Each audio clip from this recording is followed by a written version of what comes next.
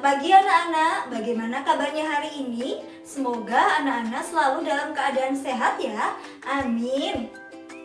Baik anak-anak, bertemu lagi dengan Bunda Uli dalam pembelajaran tematik.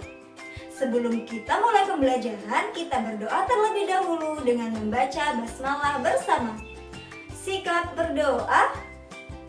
Berdoa mulai. Bismillahirrahmanirrahim. Amin. Baik anak-anak, sebelum kita melanjutkan pembelajaran, Bunda Uli mempunyai yel-yel agar anak-anak lebih semangat lagi belajarnya. Ikuti Bunda ya. Saya senang hidup sehat bersemangat. Saya senang hidup sehat bersemangat. Saya senang saya hidup, saya senang saya sehat. Saya senang hidup sehat bersemangat. Baik anak-anak, bagaimana? Sudah semangat untuk belajar? Oke, nanti bisa diulang ya bersama ayah bunda. Sekarang kita lanjut materi tematik. Hari ini kita akan belajar mereview materi tematik tema 5 tentang pengalamanku.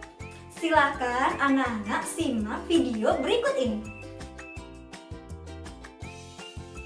Kita mulai dengan pelajaran bahasa Indonesia ya. Apa sih yang dipelajari? Yang pertama yaitu ungkapan permintaan tolong. Yang kedua, ungkapan permintaan maaf. Yang ketiga, puisi. Yang pertama yaitu permintaan maaf. Pernahkah anak-anak meminta maaf? Pasti pernah ya. Nah, ungkapan permintaan maaf dilakukan apabila 1. Seseorang melakukan kesalahan. Yang kedua, tidak sengaja menjatuhkan barang orang lain. Yang ketiga, tidak sengaja menabrak orang lain. Selanjutnya yaitu ungkapan permintaan tolong. Pernahkah anak-anak meminta tolong kepada ayah, bunda di rumah, atau teman di sekolah? Pasti pernah dong. Bunda juga sering loh meminta tolong. Kapan sih permintaan tolong itu diucapkan? Nah, permintaan tolong diucapkan ketika kita kesulitan dalam melakukan sesuatu, sehingga kita membutuhkan bantuan orang lain. Kita tidak perlu malu ya untuk meminta tolong. Kalau kita kesulitan, tidak apa-apa, kita meminta tolong pada orang lain. Selanjutnya yaitu puisi. Apa itu puisi? Ada yang tahu? Puisi adalah sebuah karya yang berasal dari ungkapan atau curahan hati penyair yang mengandung kata-kata indah. Adapun teknik atau cara membaca puisi, kita harus memperhatikan. Yang pertama yaitu lafal. Maksudnya, pengucapan dalam membaca puisi harus jelas ya. Yang kedua yaitu intonasi. Maksudnya, tinggi rendahnya nada dalam melafalkan kalimat dalam puisi. Nah, ketika ada kalimat dengan tekanan tinggi, maka nada suara kita juga harus tinggi. Dan ketika ada kalimat dengan tekanan rendah, maka kita juga harus membacanya dengan suara yang rendah. Oke, yang ketiga, kita harus memperhatikan mimik. Apa itu mimik? Mimik itu adalah ekspresi wajah dalam membaca puisi. Nah, ketika puisi tersebut bertema senang, maka wajah kita ketika membaca puisi juga harus senang. Dan ketika puisi tersebut bertema sedih, maka ekspresi wajah kita ketika membaca puisi juga harus sedih. Fahim tum? Oke, hebat sekali. Baik anak-anak, sekarang kita lanjut pelajaran PKN ya tentang Pancasila. Apa itu Pancasila? Panca artinya 5, sila artinya dasar. Jadi Pancasila adalah 5 dasar negara Indonesia. Diingat-ingat ya. Apakah anak-anak masih ingat bunyi Pancasila? Yuk kita sekarang baca bersama-sama. Pancasila. 1. Ketuhanan yang Maha Esa. Lambangnya adalah bintang. 2. kemanusiaan yang adil dan beradab. Lambangnya yaitu rantai. 3. Persatuan Indonesia. Lambangnya yaitu pohon beringin. 4. Kerakyatan yang dipimpin oleh hikmat kebijaksanaan dalam permusyawaratan perwakilan. Lambangnya yaitu kepala banteng. 5.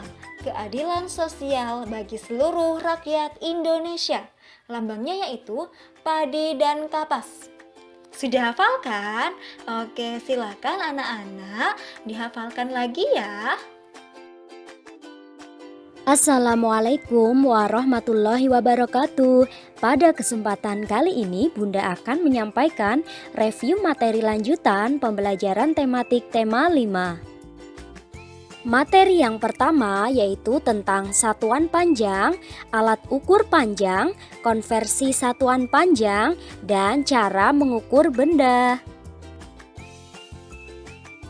Anak-anak masih ingat apa itu satuan panjang? Satuan panjang merupakan suatu satuan yang digunakan untuk mendeskripsikan ukuran tinggi, panjang, dan jarak suatu benda atau objek yang diukur. Contoh satuan panjang adalah meter dan sentimeter. Alat untuk mengukur panjang contohnya adalah mister atau penggaris, meteran, dan jangka sorong. Pada gambar berikut ini, benda apa saja yang dapat diukur dengan meteran? Nah, benda yang dapat diukur dengan meteran diantaranya adalah lemari, laci, akuarium, dan karpet.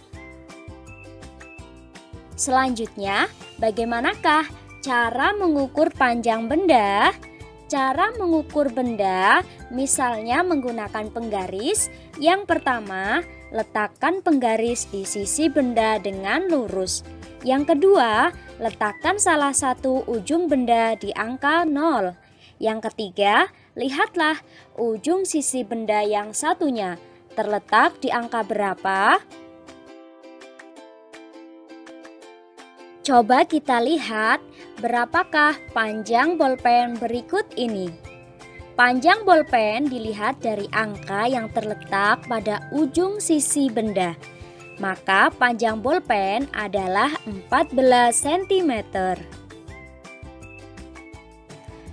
Untuk memahami satuan panjang, coba perhatikan tangga satuan panjang berikut ini. Kita nyanyikan bersama-sama ya. Kilometer, hektometer, dekameter, dan meter, desimeter, sentimeter, terakhir milimeter. Nah, prinsip tangga satuan panjang ini setiap turun satu tangga dikali 10.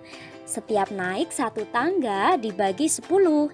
Misalnya 1 meter berapa sentimeter? 1 meter turun 2 tangga untuk menuju sentimeter.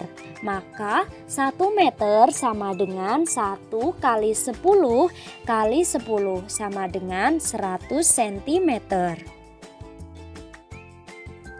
Coba perhatikan soal berikut ini. Pada soal ini, berapa sentimeter jarak jerapah dan gajah? Diketahui jarak jerapah dan gajah adalah 7 meter.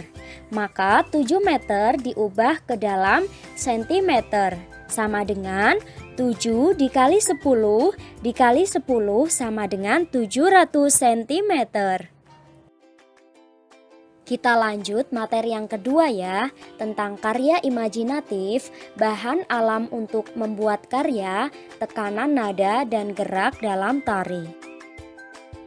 Anak-anak masih ingat apa itu karya imajinatif?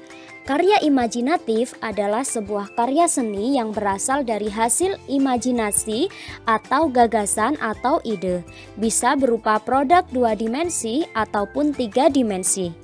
Ciri-ciri karya imajinatif 2 dimensi yaitu memiliki ukuran panjang dan lebar. Contohnya adalah lukisan. Ciri-ciri karya imajinatif 3 dimensi yaitu memiliki ukuran panjang, lebar, dan tinggi. Contohnya patung, dan gerabah. Nah, berikut ini merupakan contoh bahan alam untuk membuat karya imajinatif. Di antaranya biji jagung, kacang-kacangan, beras, biji bunga matahari, biji kopi, dan aneka daun kering. Dan ini adalah contoh karya imajinatif dari bahan alam. Bagus ya. Ini merupakan contoh membuat karya imajinatif berupa bingkai foto. Yang pertama, sediakan potongan kain batik, lem, foto, dan bingkai. Yang kedua, tempelkan potongan kain batik pada bingkai foto. Yang ketiga, keringkan bingkai foto yang sudah dilem. Lalu, pajang foto kenang-kenanganmu pada bingkai foto yang sudah jadi. Nah, kalian bisa mengkreasikan membuat bingkai foto sesuai ide kalian ya. Kita lanjut materi tentang tekanan nada. Tekanan nada pada lagu ada dua, yaitu tekanan kuat dan tekanan lemah. Tekanan kuat pada lagu dinyanyikan dengan nada yang kuat. Sebaliknya, tekanan lemah pada lagu diucapkan secara ringan. Materi yang terakhir yaitu tentang gerak keseharian dalam tari. Contohnya pada gambar yang pertama, kedua kaki jinjit dan kedua tangan di depan. Yang kedua, salah satu kaki jinjit, salah satu kaki diangkat, dan kedua tangan di depan. Yang ketiga, kedua kaki jinjit, badan agak menurun, dan kedua tangan direntangkan. Yang keempat, salah satu kaki jinjit, salah satu kaki diangkat, dan kedua tangan direntangkan ke samping kanan dan kiri. Mudah sekali bukan menciptakan gerak dalam tari? Nah, anak-anak, demikian review materi tema 5. Semoga dapat bermanfaat. Dari Bunda cukup sekian. Bunda akhiri. Wassalamualaikum warahmatullahi wabarakatuh. Baik anak-anak, sekarang kita sudah berada di akhir pembelajaran. Semoga apa yang sudah kita pelajari tadi bisa bermanfaat. Amin. Sebelum Bunda akhiri, kita berdoa terlebih dahulu dengan membaca hamdalah bersama. Alhamdulillahirabbil alamin. Baik anak-anak, tetap jaga kesehatan dan kebersihan ya. Semangat terus belajarnya karena di teladan semua anak itu hebat. Wassalamualaikum warahmatullahi wabarakatuh.